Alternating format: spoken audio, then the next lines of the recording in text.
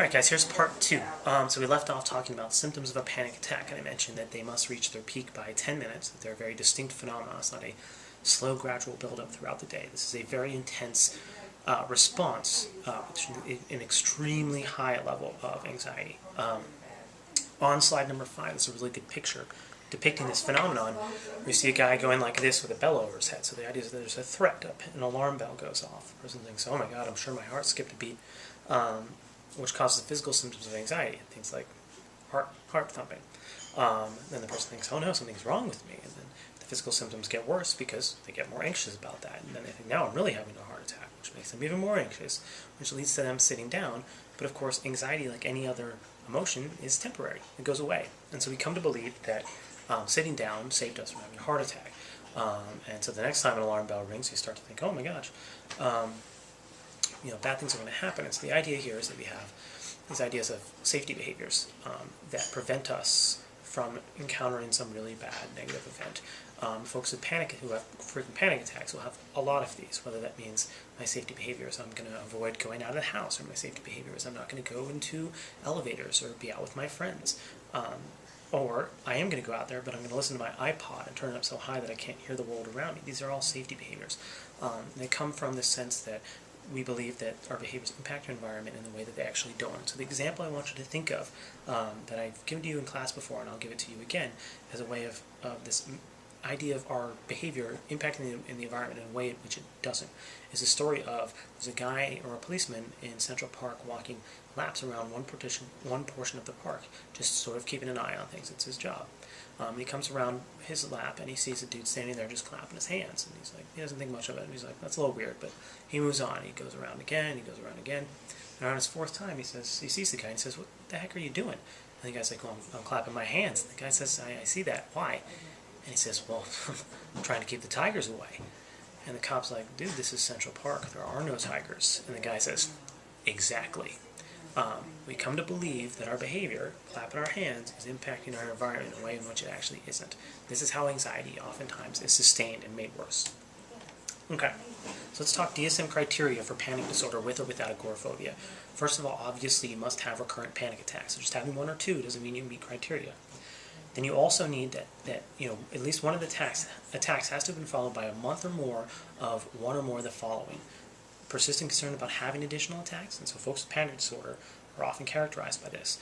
They have attacks, and they're so afraid of having another one that anytime they feel any symptom of anxiety, they have another one. So it is, in fact, the fear of panic attacks that causes panic attacks and panic disorder. A little bit ironic. It could also be worry about the implications of the attack or its consequences. So a person has a panic attack and they believe I'm going crazy, or I'm having a heart attack, or I'm losing control over everything. Or alternatively, a significant change in behavior related to the attacks. And this would be where agoraphobia comes in. Agoraphobia is a tendency to avoid situations where escape might be difficult, essentially. And so these folks, a lot of them won't leave their house because they're afraid that if they do, they'll have a panic attack. So I mentioned a little bit of this before. Panic attacks, we're on slide number 7. Panic attacks must reach their peak by 10 minutes. A key point to remember, in panic disorder, the panic attacks tend to come out of nowhere, out of the blue. So it's not, they certainly can come from a specific event in your environment. When folks have panic disorder, their panic attacks tend to just be prompted by their own thoughts. They come out of nowhere, which you can imagine is terrifying. If you're having these horrible attacks and you don't even know what's prompting them, you're going to become paralyzed by the fear of having another one and not knowing how to control it or when it's going to happen or where it's going to happen. And it often occurs simultaneously with agoraphobia. Which brings us to slide 8, and I already hinted a little bit at this. Panic disorder with agoraphobia, it's anxiety about being in places or situations for fear of having a panic attack or panicky feelings. And some situations where that's common would be being away from home for some folks, waiting in line, using public transportation, using elevators. Keep in mind, some of these folks avoid these things entirely, other folks avoid them a little bit. Some folks don't really avoid them at all, but they either grin and bear it and don't really get better, or more likely they have a safety behavior like I was talking before. They'll use public transportation, but they wear sunglasses and their iPod is turned up so high that they can disengage from the environment, so they get where they need to go without actually engaging with the world around them. So it's a way of kind of making it through, but not really. Some numbers. How common is panic disorder? During the course of folks' life, about 1 to 4% of the population will at some point meet criteria for panic disorder. It's twice as common in women as men, and it has a bimodal peak. Between ages of 15 and 19 and between ages of 25 and 30 are the most common ages of onset for panic disorder. Okay, so the next few slides we're going to talk about some variables that are used to predict vulnerability to panic disorder and other disorders. First one is anxiety sensitivity. Anxiety sensitivity is essentially the fear of fear. It's the fear of the consequences of the symptoms of anxiety, and it's usually focused on the physical symptoms. So folks with high levels of anxiety sensitivity, if they run a lap around a track and their heart rate increases, they're likely to say, not just my heart rate increases because I'm exercising, it's I'm going to have a heart attack. They feel faint. They think they're going to have a stroke. So they feel normal physiological sensations, but they have these catastrophic misinterpretations of what it means. So you can think of someone who you'd call a hypochondriac. Well, those folks who have high anxiety sensitivity, they feel something normal. It really isn't bad, but they come to believe it's something tragic. Perhaps not surprisingly, folks with high levels of anxiety sensitivity are very prone to panic attacks in general and panic disorder in particular. A little bit more background on anxiety sensitivity. It's highly predictive of nicotine use. So folks with high levels of anxiety sensitivity will smoke. They do this because despite being a stimulant, nicotine has some anxiolytic effects. It'll sort of make you feel a little bit less anxious right off the bat.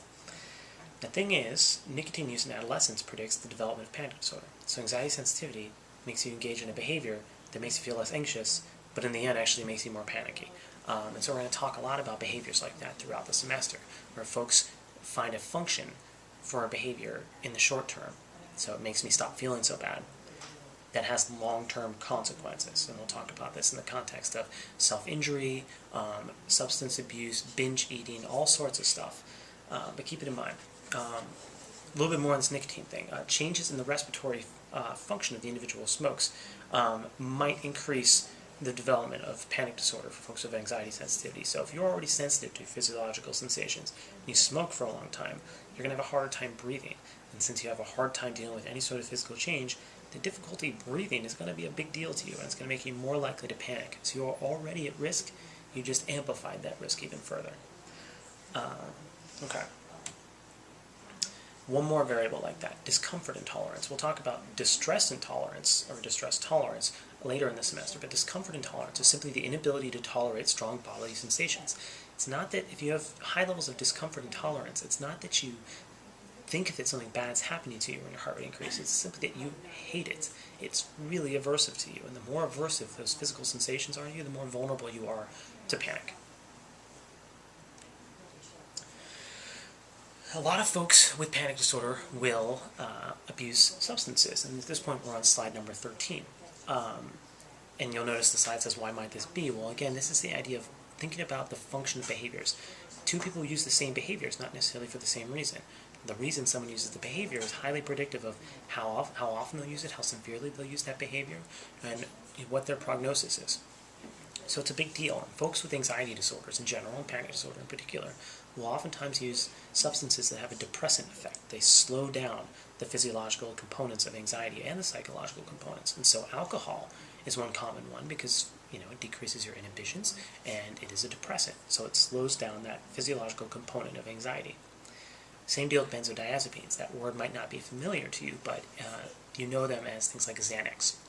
And when someone pops a Xanax, it immediately decreases their central nervous function, and therefore decreases the anxiety response. And so some folks prescribe them as treatment, but in reality, they're actually quite harmful because it doesn't make you less likely to be anxious the next time you're in that situation. It makes you more dependent upon the Xanax or other benzo in order to manage it. And so guess what happens if you don't have that on you? And as it turns out, the more you use benzos, the more tolerant you become to them, and so you need greater and greater doses, and by the way, they can be fatal in overdose, and so that's a problem. And as it turns out, there's now a lot of research talking about treating people with anxiety disorders who are on benzodiazepines. So when you need a treatment for your treatment, your original treatment was bad. In this case, benzos are bad. Medication where it's called for is great. SSRIs for depression, great. Benzodiazepines for anxiety, bad news. Alright, I'm going to end this clip here too, and we'll start up with part 3 in a minute.